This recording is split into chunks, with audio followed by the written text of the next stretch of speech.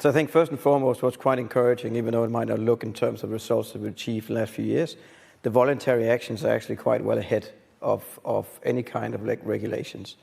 And I think that's stepped up tremendously in the last sort of 18 to 24 months.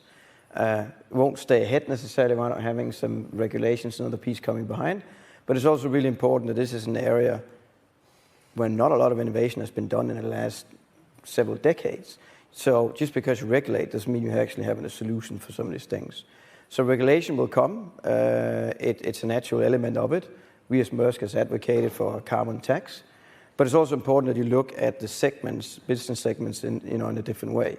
Shipping is international, so there will be players if you, let's say, put taxes on only parts of jurisdictions.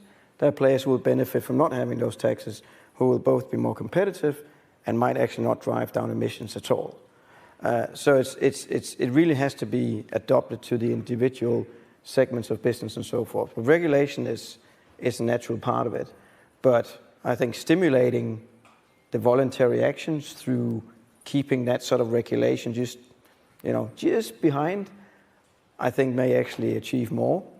Because I think it was to some of the points that was made earlier panel, I would like to work for a company that actually does it because they want to, not because somebody has written a freaking paragraph somewhere.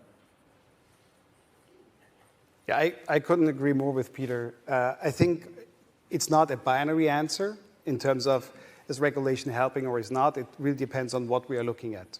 I give you a very simple example here from the UK. There is no national capacity map for power in terms of how much is there, and there's no heat map associated to it that I would know where I can actually go for which level of capacity, because even if I get one, it is typically out of date in less than 2 months.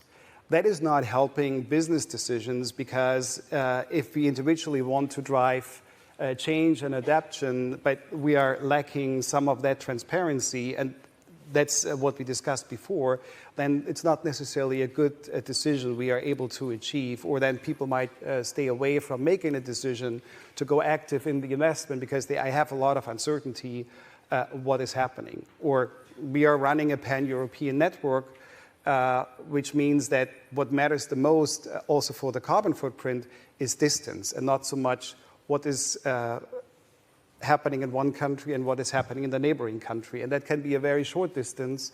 Cross-border can easily mean it's a difference of 20, 30 miles. And you are actually already dealing with 2 different implementations of the same regulatory framework in at least the European Union, because it has been translated into very different ways of executing that framework in just 2 very neighboring jurisdictions. They just happen to be in 2 different countries. And this is more the part I'm referring to, that there's lots of opportunity. I think we have seen plenty of stimulus from the regulatory side, but I think a lot is happening in the detailed implementation, translating into the executional rules, where we can definitely do better.